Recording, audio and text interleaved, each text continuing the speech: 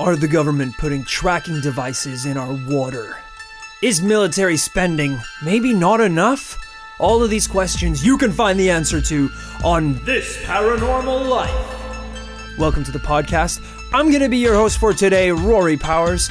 It's a Tuesday, the most paranormal day of the week, and we're coming right here in your ear holes, slamming some goddamn paranormal knowledge into your thick-ass brain. I'm sorry. It was a really tough day at the office. Yeah, you got really carried away there. There's a lot of passion. Yeah, I found out my family went on holiday and they didn't invite me. Really? Yeah, it was like a 17-day cruise. That's insane. They invited me, but I told them I was busy. That's crazy. They told me that you were going. They said they had a spare bed. They said, don't tell the little shit.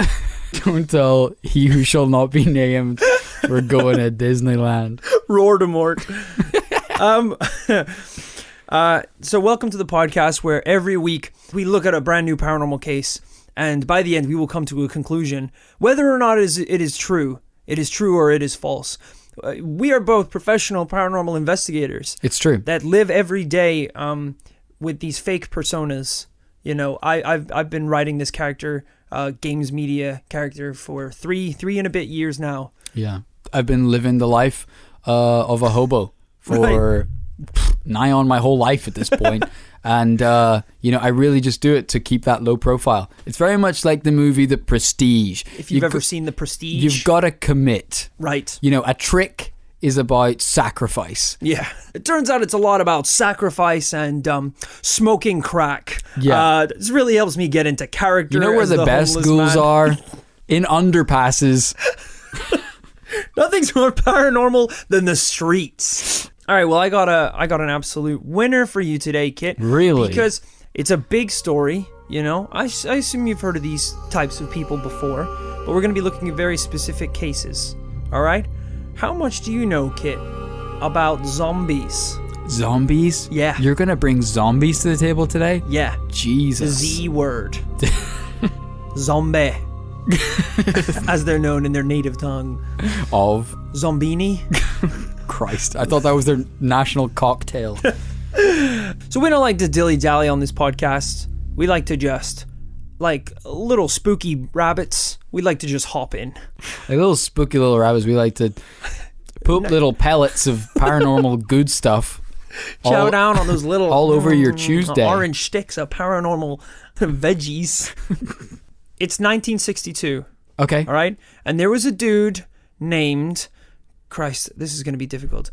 Clairvius. Clairvius? Clairvius Narcissi. It really sounds like I'm making this up on the spot. I'm not making this up. Okay. And he was from Schmorbletown. No, he wasn't. I'm kidding. He's a 40-year-old guy. Schmorbletown.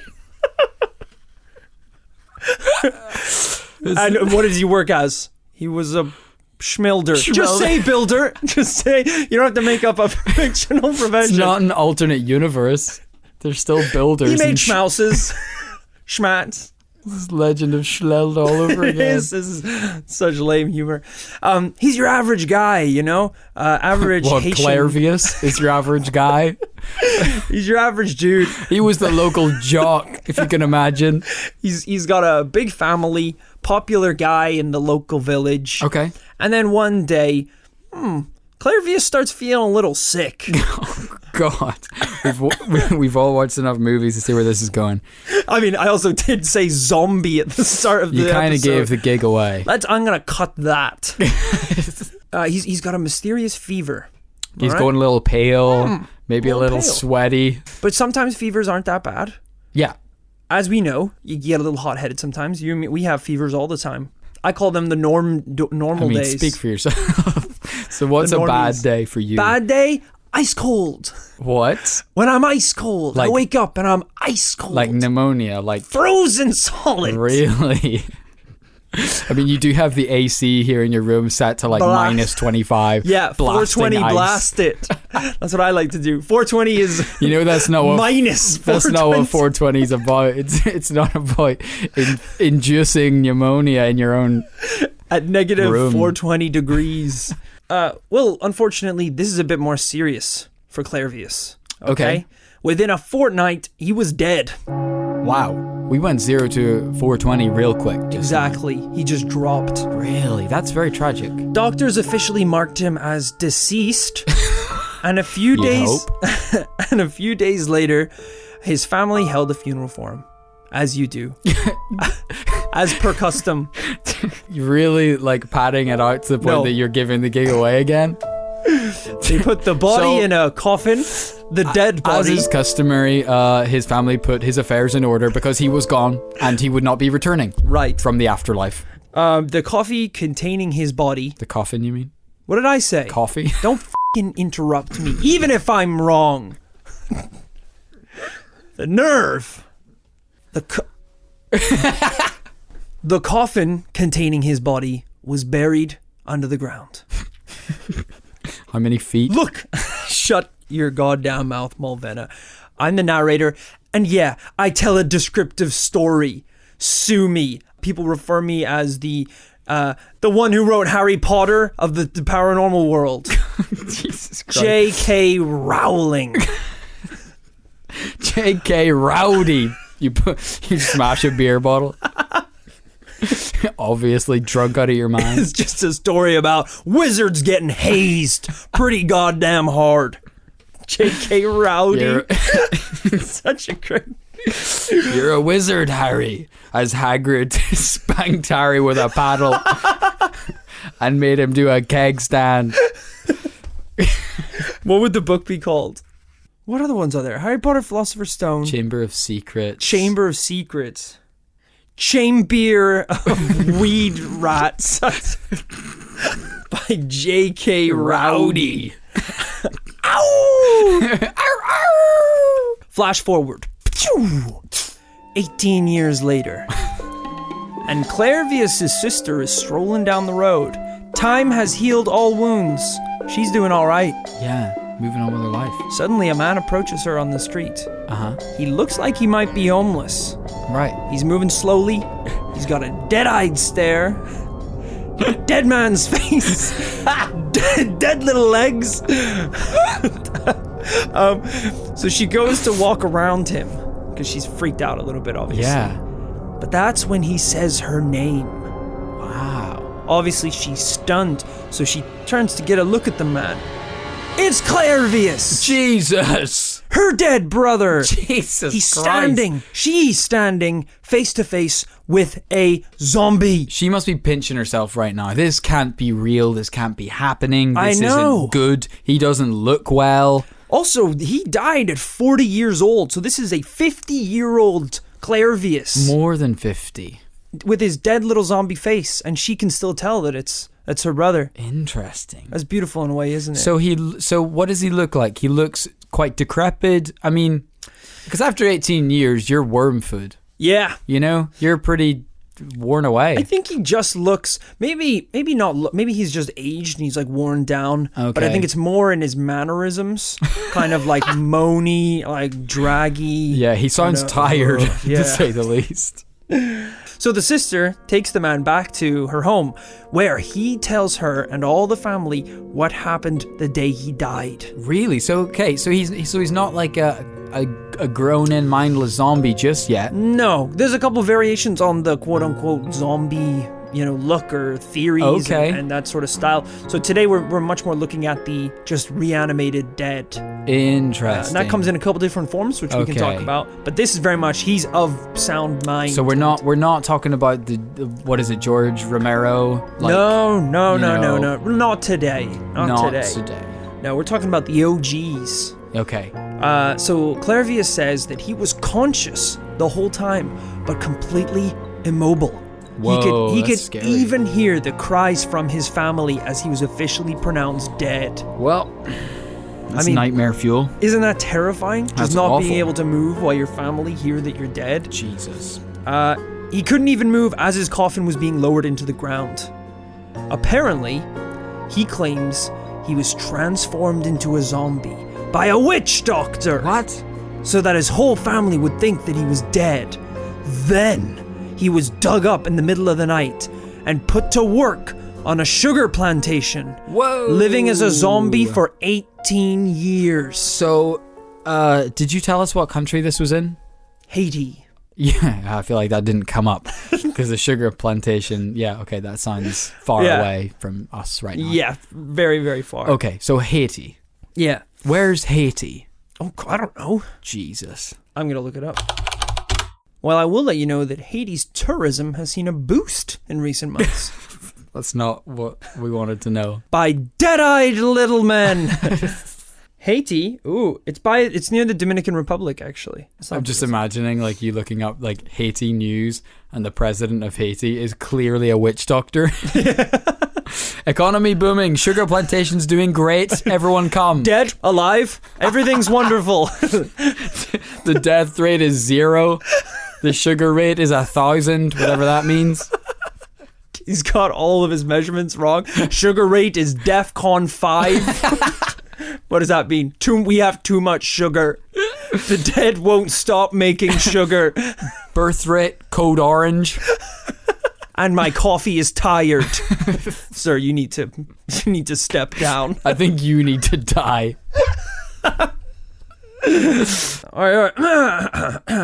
Obviously, this sounds insane. You're crazy, Rory. You're screaming at me. Everyone doubts this man. They doubt me right now. It's true. So the family got 2 Haitian psychiatrists to quiz him on his family's past and history that only the real Clairvius would know. And he passed. He got every question right. So I'm sorry, they've hired like professionals to do it? Like the family couldn't ask him those questions? That's very strange, yeah, now that yeah. Now, this is not the only story of people turning into zombies in Haiti. This is where I thought you might be going. This isn't an isolated incident, so to speak. It is not.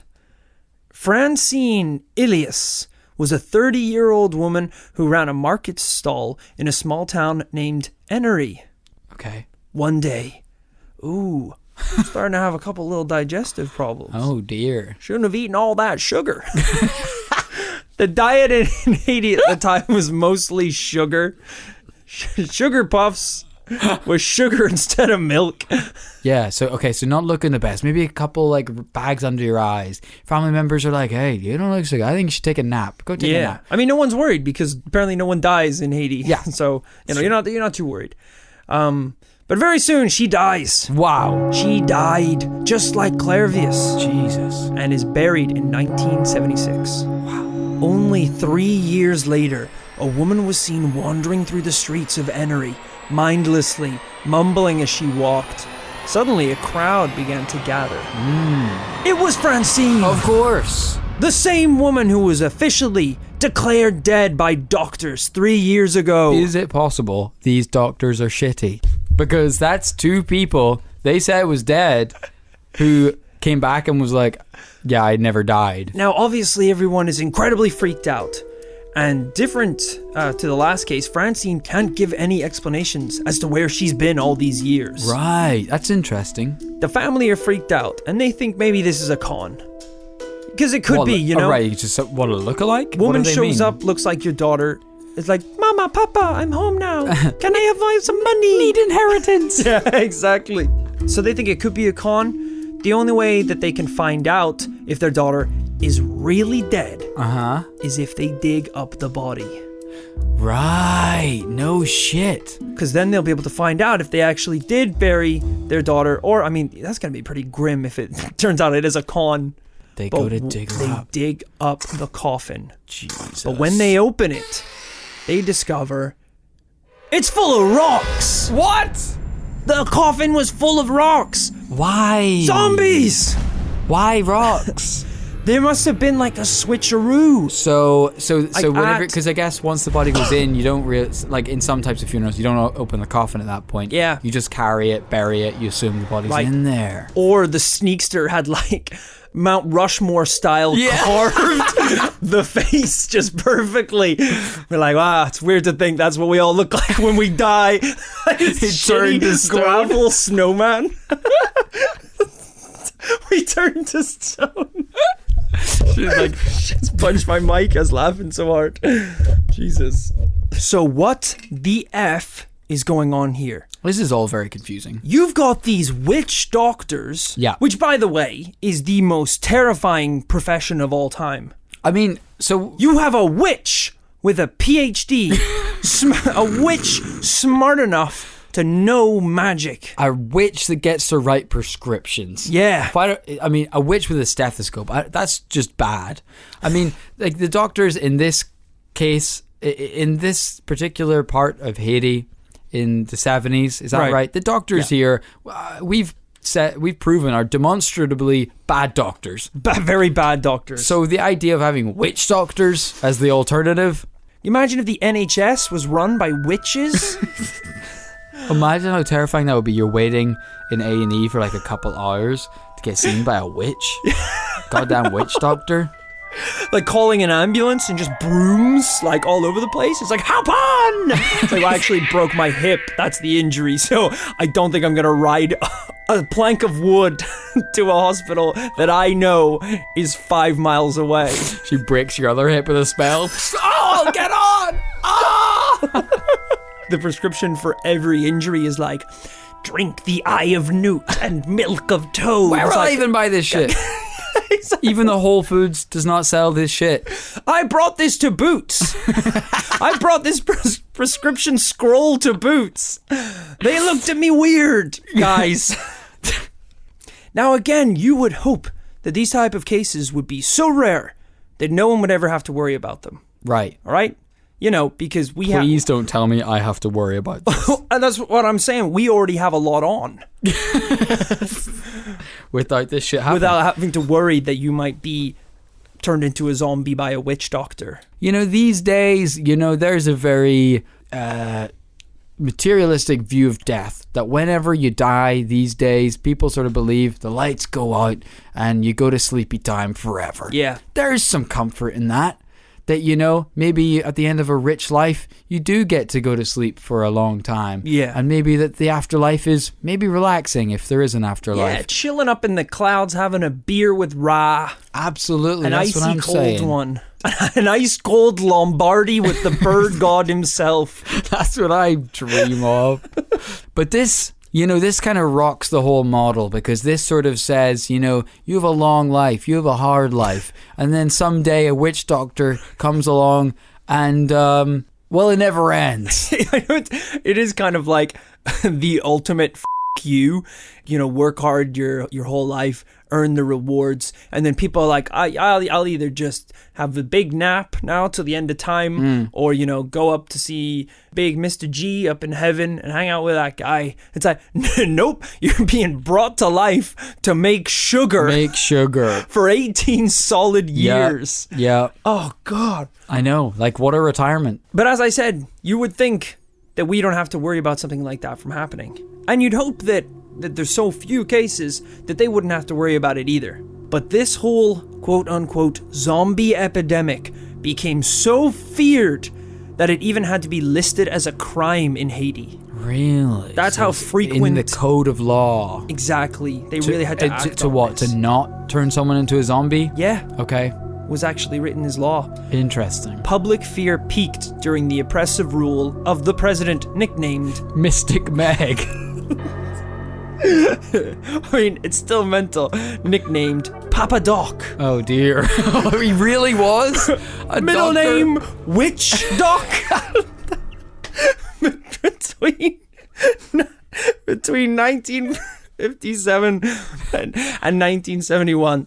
The local people believed that Papa Doc had a secret police force of powerful sorcerers. Jesus. That if you dared stand in the way of his regime, they would kill you and then raise you to roam the world as a zombie. For sure, do not democratically elect someone whose name is Papa, who starts with Papa. We kind of covered this in the Polybius episode. A guy called, Big Anything, especially Big Daddy. Yeah. Don't let him near anyone, children especially. But, yeah. I mean, to a position of power, Papa Witch Doc. What did the competition look like?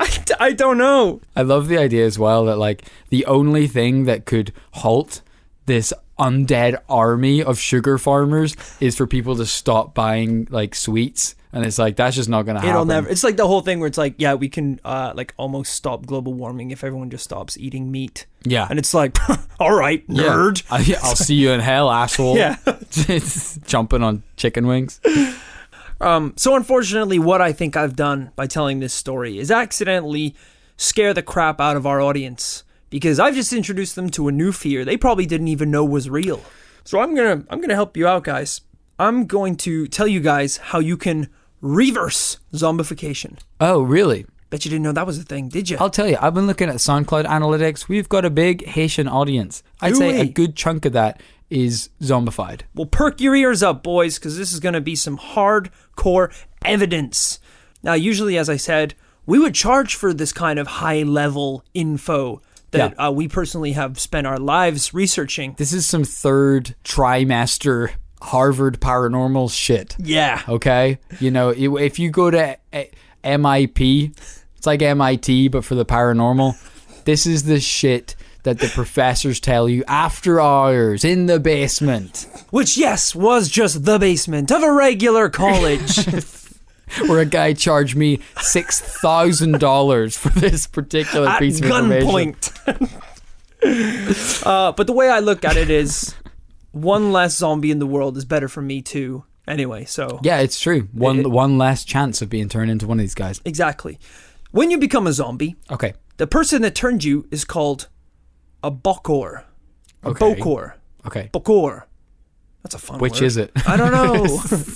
Those who are turned are typically considered to be doomed forever, but there are ways to break the bokor's control. Right, okay. And it's actually pretty easy. In some cases, if the bokor dies, the zombification can be reversed.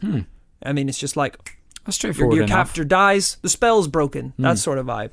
It's also said that feeding a zombie salt can sometimes reverse the effects of the curse. So, the most Now you can see why they're only farming sugar. They only have a taste for sugar. Additionally, if a zombie sees the ocean, it's said that they can shake loose the bokor's control. What the hell? These are so simple.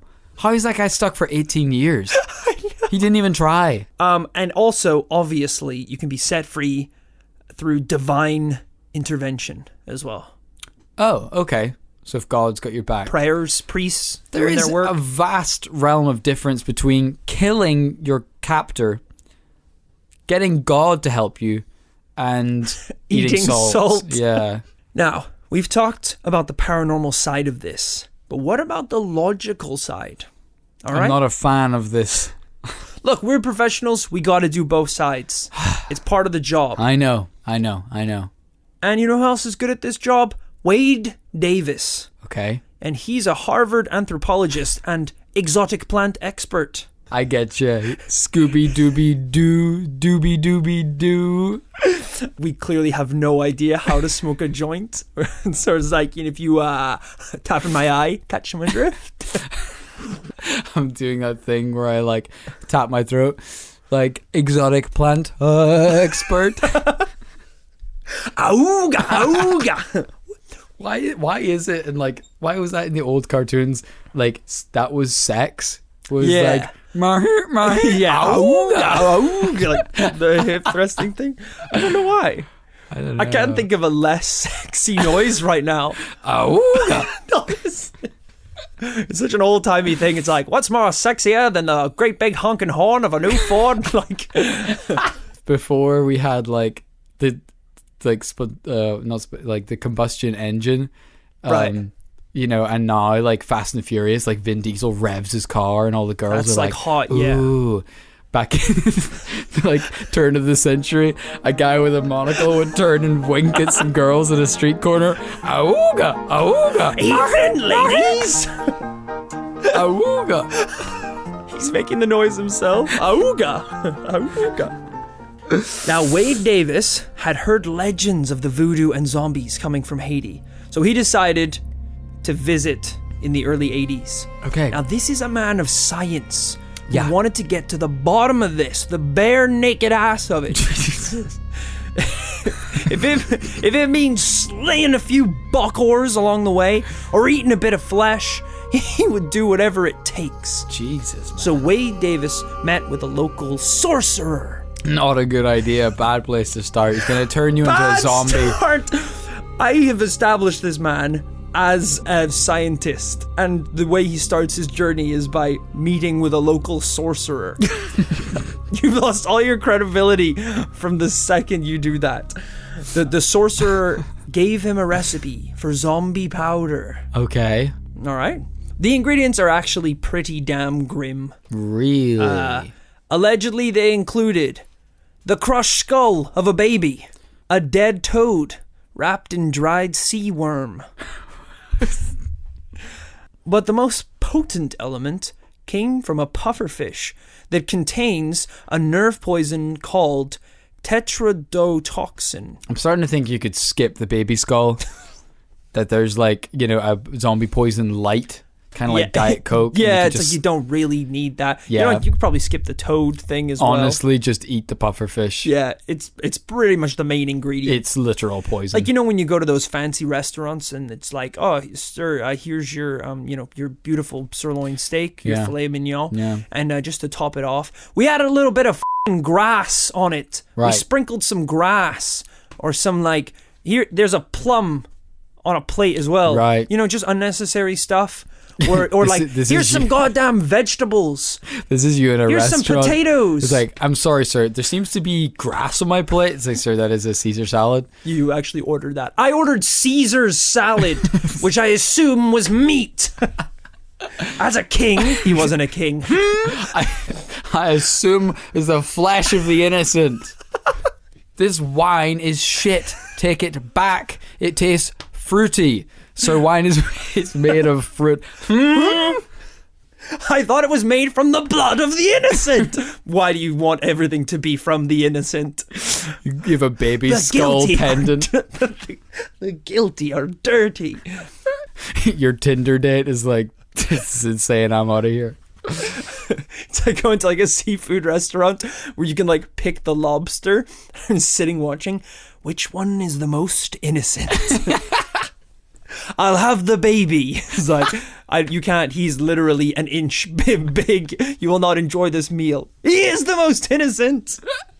So this toxin, could essentially lower a victim's metabolic rate almost to the point of death. Jesus, man. Now this is interesting because in Japan, there had actually been a case of a man who ate the fish, quote unquote, died after eating it, but regained consciousness 7 days later in a morgue. Wow. Isn't that crazy? That's insane. Another victim allegedly woke up soon after he was nailed into his coffin. Jesus, man. Because isn't that the thing? They like eat that fish in Japan. Isn't that the Simpsons episode? I think so. They've Homer cut has it to learn wrong. how to cut the puffer fish. Yeah. So Davis tried the zombie powder on some lab rats. Oh, okay. As Rude. a science dude. And within 6 hours, the animals appeared dead with the faintest of heartbeats. They were farming sugar inexplicably. 6 hours later, the rats were eating rats. They Shut had little your dead... mouth. No, I'm making that up. Okay. Just to be clear. They wanted nothing to do with cheese. Papa Rat was governing the other rats. So after all this research, Davis thought that's what was happening. Yeah. These witch doctors were poisoning people with zombie powder. Then they were being removed from their graves and put into labor, continuing to be zombified by consuming a plant known as the zombie cucumber. Wow. Which I think is just another kind of plant you can eat that kind of just nullifies brain activity and things like that. Man. It's pretty grim. Like, the truth behind it is probably pretty grim. Now, that's a pretty elaborate theory, but I guess it's probably a little bit more realistic than raising the dead. Yeah. So he writes it up in his book called The Serpent and the Rainbow. Okay. Which I think is actually turned into a zombie movie now. Really? Yeah, like a total fiction movie. But the book was released, and Davis was torn apart by his fellow researchers. They basically said, "You're a moron. There are so many holes in your theory." Really? So, for example, the samples that he analyzed didn't contain anywhere near like the amount used to actually take effect on humans. Right. So it had effect on the rats, but you would need a lot more than the doses that were being given in these quote-unquote zombie powders. And also the amount of poison required to put a human in a comatose state and keep them at that level was so specific and relative to individual humans that it would be very hard not to just kill them. Yeah. Unless, I mean, we're seeing people who are literally crushing up frogs and wrapping them in sea worms. Yeah. I don't think they are literally measuring out the exact precise. Exactly. Yeah. But obviously Davis was pissed. Yeah. He got so sick of defending himself from all the abuse and the accusations the academic world was hurtling at him. 3.5 stars on Goodreads. You that he knew that there was only one thing that he could do. He ingested a dose of the zombie powder. Shut up. Using himself as a human guinea pig to prove what would happen. But the dosage was wrong. Of course. And nothing happened. Like his peers said. Really? Is that nothing true? happened. It just, he gave himself too little, I guess, which is the ultimate, coward move. Trying to prove everyone that you're right, but you take such a small amount because you're scared of dying. He wrote a will, said goodbye to his wife, took this pill, and then 5 minutes later, the note's he was I never loved you, baby. It's shot of this puffer fish. He's very lucidly watching her drive out of the driveway into the distance. He's like, fuck. I really thought I'd be a zombie by now. And in hindsight, that'd be pretty shitty too. I didn't think this one through. At least I had the balls to give it a try. Well, even with all of this madness, these events took place 30 to 40 years ago. All right, so, we don't have to worry about zombies. Any dead people, risen from the dead, who become undead, would be dead by now. Right? Sir? I guess. But if that were the case, Kit, then why? Last week, we're taking a real what have you curveball done here. Did PayPal co-founder Elon Musk sell $10 million worth of flamethrowers to the UK? So, I'm bringing it all together. I'm very in tune with the way you think, but would you like to illuminate the listeners what your train of thought is here? I will elaborate on the story, because you thought this case was dead, but I've reanimated the little bitch. Please explain. I mean, I didn't stutter, did I? Elon Musk. We got the big $10 million. PayPal co-founder Elon SpaceX. Musk.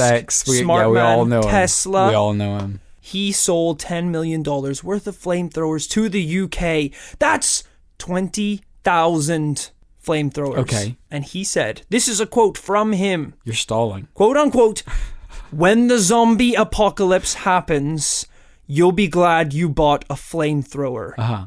Works against hordes of the undead or your money back. Now, some people will think of that as a little comic jab, right, at the undead rising up and taking over the world. But then this is where the conspiracy kicks in, okay? Out of nowhere, unprompted, Elon Musk tweeted, quote unquote, the rumor that I'm secretly creating a zombie apocalypse to generate demand for flamethrowers is completely false. You'd need millions of zombies for a so-called apocalypse anyway. Where would I even get a factory big enough to make so many? But what we've established, Kit, in this podcast is that it doesn't take a factory to make a zombie. All you need is a little bit of pufferfish. I think we've established that wasn't the case. I think you said that was a theory, and then it was pretty effectively disproven, actually. I think Papa Doc would disagree. Papa Doc and his secret militia. So my question to you, Kit, plain and simple, is Elon Musk actually a Haitian witch doctor? No. I rest my case. Court adjourned. Thank you, and good night. So, thoughts? I can see that wasn't going where you thought it was going to go. Yeah, that whole Elon Musk bit was a bit of a flashbang. I'm feeling very disoriented. This is the conspiracy, that's happening right in front of our eyes. We're seeing a man, one of the smartest and quite possibly, well-funded men in the world. And he is essentially, I don't want to make any claims here because as a paranormal investigator, my word is gossip. Wait, gospel. My word is not gossip. I'm fighting with myself. He's creating the demand for the supply. He's making zombies to make people buy his flamethrowers. Elon Musk is a billionaire. Yeah. He privately... And how'd you think he got that money? By creating PayPal. Sugar, baby. Sugar. He owns a private space company. Yeah. He wipes his ass with $10 million is what I'm trying to say. His dead little ass. You're like, sorry, do you think now he's a zombie? I think it's all like, you keep saying that. I think that what's happened here is this all happened a very long time ago and you didn't really have a point to end on. So I'm sorry. You Google searched zombie 2017/2018. What? And this was maybe the first result. Or maybe this came up in your Twitter timeline and that's how it's made it into the episode. I find this so insulting to me as a person, as a living person. Okay, well, look, I can tell you're having problems with the Elon Musk curveball. Let's put that one aside for now. For now. The Haitian zombies. The Haitian stories zombies. is what's going on here. What's your vibe? What are you thinking? This is very interesting. I'll tell you, I'd heard a little bit about this Haitian zombie thing. Yeah. I really thought that there was a widely accepted kind of organic chemistry basis for this, that someone ingested a poison, some sort of neurotoxin that caused some sort of shutdown in the brain that caused them to go into kind of semi-catatonic state in which they lose consciousness. That is very, very interesting to hear that Davis's peers were not pleased. Yeah, because when I was reading about that, I thought, oh, okay, well, here's obviously the scientific explanation, and then speaking of curveballs, then it just turns out that everyone was just very dismissive about it, and they just don't think that's the case at all.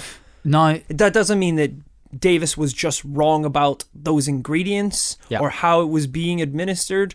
It could still very much, and I possibly think it definitely is, some sort of like horrible slave trading, drugging situation going on there. Yes. But maybe he was just wrong about the specifics of it.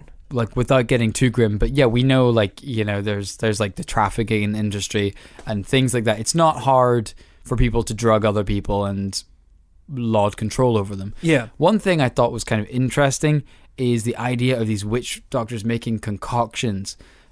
And as you say, they're not measuring out, they don't have like milligram specific scales. But, there are today compounds made by, shamanic tribes that don't have contact with sort of scientific civilization, that have discovered treatments, medicines, things like that have eluded science, to this day. Take something like ayahuasca in the Amazon jungle, and this is a combination of plants that create this ultra powerful drug. And there is if you think of the Amazon jungle, there is so many millions of species of plant and animals. So researchers, whenever they went to these tribes and they were making up this concoction of ayahuasca, and they were like, so how did you know which plants to combine? And they were like, oh, the plants told us. And they're like, what do you mean the plants told you? And they're like, the plants just told us. They were like, yeah, pick me, mix me with this one. And they like, and whenever they do the like chemical breakdown of what's happening, it's incredibly complex in the body.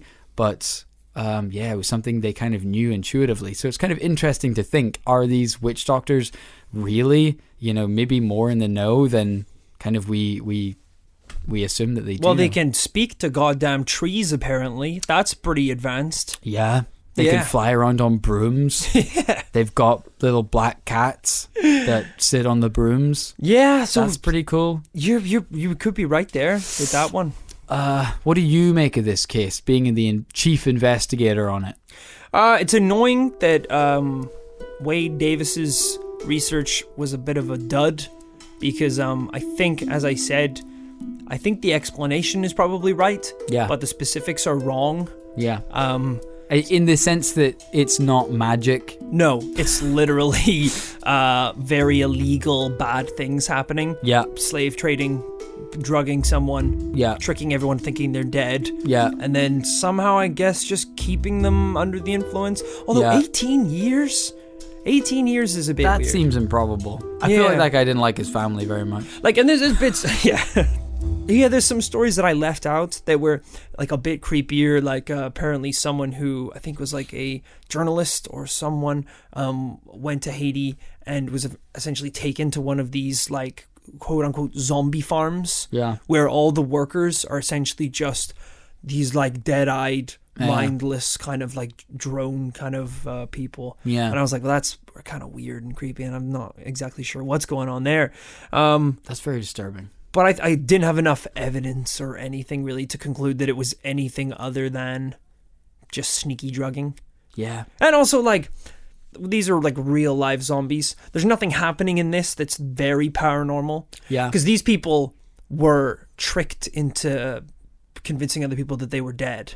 Yeah. They didn't actually burst out of the ground, their rotting flesh reanimated, These were just people that were kind of tricked and manipulated. Yeah, kind of abducted in a way. Yeah, that's true. So, it sounds like we're coming down on is this paranormal? No. No, it's not paranormal. But if the question is, do Haitian zombies exist? Yes. That's pretty cool. That's a yes, because that very specific type of zombie does exist. Like, it's a zombies real thing. are real. Yeah, in this case, yeah. I'll go on record. All right. And then obviously the Elon Musk one, the important one. So, we got that thank weird you for tuning in. I don't want you to shut week. This if you want to send in your own zombie anecdotes, you can do that to This Paranormal Life. It's worth mentioning. Shut the up! Shut up! Sorry, You just don't know when to let it lie, do you? Just Elon Musk is taking over is all I'm saying. We got Tesla, we got SpaceX. What's next? Space Z? Guess what the Z's for? F***ing zombies. Guess what's in the space? Rocks, because they've stolen bodies and turned them into zombies. I'm gonna go ahead and assume you don't think Elon Musk is creating a zombie apocalypse to fuel his supply and demand for flamethrowers. No. That's a no, unfortunately. I'm gonna say yes to that. Really? No, that's a no. It's very small of you, actually, because I can see in your eyes you don't believe it either. So that's a no and a yes on today's episode of This Paranormal Life. Coming down, shutting the old book down on the case of the Haitian zombies. Very spooky. I hope you guys enjoyed that one. Thank you so much. We're going to be back next week with a brand new Paranormal podcast. But if you want to get in touch with us, you can find us at Twitter on @ThisParaLife. We're on Facebook at This Paranormal Life. And we also have our secret society. Every week, we get people from around the globe, sleeper cells, lab escape mutants, all these other people from all these secret organizations coming together in a Facebook group to try and bring down Elon Musk and the government. And, just warms my little dead heart to see all you guys banded together. And we talked a little bit last podcast about Edward Snowden. I'm just going to let you know right now, we said Snowden's everywhere. There is one place on the internet, there's one place in the world where Snowden has no power. He has no control. Yeah. And that is our secret societies. Because it's in the name. It says secret society right there. He can't get in. He can't get in. He tried once. He tried, and we denied him. He changed his name to Edward Rainden. Yeah, and thought I wouldn't notice. And seriously, I was like, you tricky little bastard. I went, decline. Yeah, one time he just did Ed, instead of Edward, and thought we wouldn't even notice. I actually added him. Was that him? Oh, fuck. I added Ed. Shit. Ed Snowden? Yeah. He's actually coming to my frickin' barbecue this weekend. I actually made him a mod. Yeah, he's got posting authority. He's been liking a lot of pics of my girlfriend. He's trying to sell me Ray-Bans. So absolutely you should check that out if you want to just hang out with people who listen to the podcast and talk about the episodes. It's awesome. If you want to support the show, go that extra mile. You can go on Patreon and check out the This Paranormal Life Patreon, where from as little as $2 a month, you can get a bunch of crazy stuff. We're talking our classified research notes, bonus episodes, t-shirts, all this crazy stuff. You should definitely go check it out. And it helps us, make more of these episodes, which is also awesome. And speaking of bonus episodes, we're going to give you guys a little taster for what those episodes are actually like, so you can just see what you're missing out on, all right? Because there's a lot of paranormal knowledge that goes into these episodes that you guys are missing out on. So check it out. Well, then no one knows what they do yet. No one knows. Uh-huh. But I think it's to prove that aliens are real. Okay. How did you gather that? To the stars, obviously. Who lives on a star? Well, I was going to say it could just be space exploration, but... Huh? What do you think NASA do? It stands for National Aeronautics Space You're right. Agency. Something like that. Yeah, so I think they it stands for Need Aliens. Stat, asshole. I think it's pretty clear what their mission is. Why is their company name rude? Why does it have to be so grumpy? Well, it shows the urgency. That shows you they're not around here. Why do they need aliens as well? If they're a company that has to prove to aliens are real, the best way to prove it is to find an alien, asshole. It's like calling a private investigator's office, like, where the are you incorporated or something. Kind of works. It's really on the nose. And now we would like to take the opportunity to specifically thank some of our Patreon sponsors. So a huge thank you to Paul Stankowski, brackets Scud. Scud? Yeah. That's a cool rap name. Yeah. Scud. MC Scud. Thank you. Papa Scud. Thank you to George Wyatt. George Wyatt, quiet. Why are you being so loud all the time, George? Are you excited about the paranormal? I hope so. Thank you to Ryan Mills. Ryan owns a mills. He makes bread, he makes wool, and he's a great soldier. I'll tell you that much for free. He's a shepherd of men and a sheep of cows. Wow. Christopher Putz. Christopher puts me in my place. Whenever I get too big, Christopher really he puts me down. He's more of an enemy, really, Christopher. Thank you to Not the Mothman. There's something a bit suspicious about that one. I don't know how I feel about that. It actually looks like he's frickin' drained our Patreon account. Thank you to Ossa Hale. It is just hailing down love and appreciation right now. A little too heavy because it hurts my face. Thank you, Mark Farmer. Mark, you're not close to being a farmer. Everyone knows you're a city slicker. You're a millennial. You're one of us city boys. The farming life isn't for you. So I'm going to call you Mark City Coward instead. I have blessed you with a new name. Very rude. CW. Wait, City Coward is CC. I'm going to call you CC. Lydia Joy Marin. Lydia was actually on she was on my team when I was first hunting for Sasquatch out in the woods. Yeah. Shit. We came up empty-handed. She actually took off in the night with a lot of the gear. Oh. Yeah. Wow. But it's good to see that the guilt has finally caught up with her and she's given some of it back. Yeah. So thank you, Lydia. She's actually donated some like waterproof overalls. Those are mine. Yeah. Really? Shit. Anything else? No. That's all? No. Wow, she stole so much more. That is a drop in a very large bucket, to which she also stole my bucket. My piss bucket. Which I was gonna splash in the Sasquatch's eyes. But when the beast showed up, I didn't have a piss bucket to throw at him. I got scarred, Lydia. Sasquatch shows up, you turn around to find your bucket ASAP. It's not there. That's I just the most pissed. startling thing about it. Thank you to Ruth Hazlet. Ruth has let me down. Not. You let me up, Ruth. To the roof.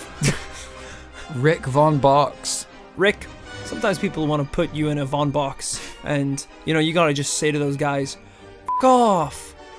I'm thinking outside the Von box for once. Don't try to Von box me in."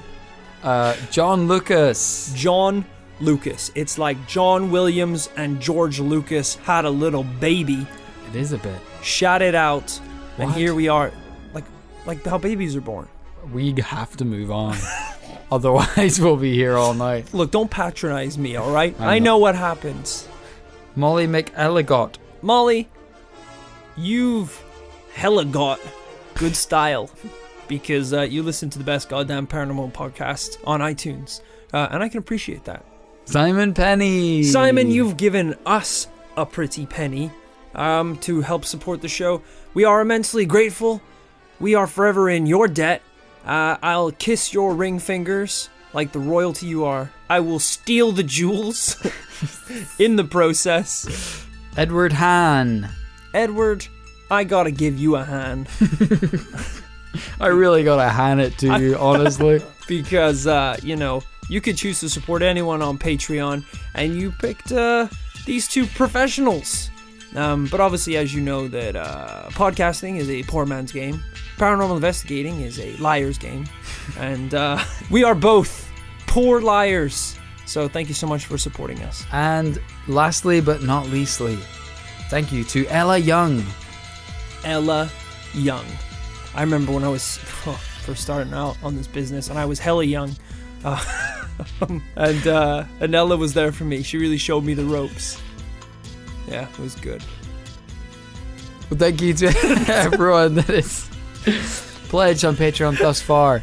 Like I said before, for those of you who haven't heard your shoutouts just yet, they are coming. Don't you worry, they're coming. Every week we're bringing those shoutouts to you. So, thank you for tuning in this time. Hope you enjoyed the episode. We will see you next Tuesday. Bye-bye.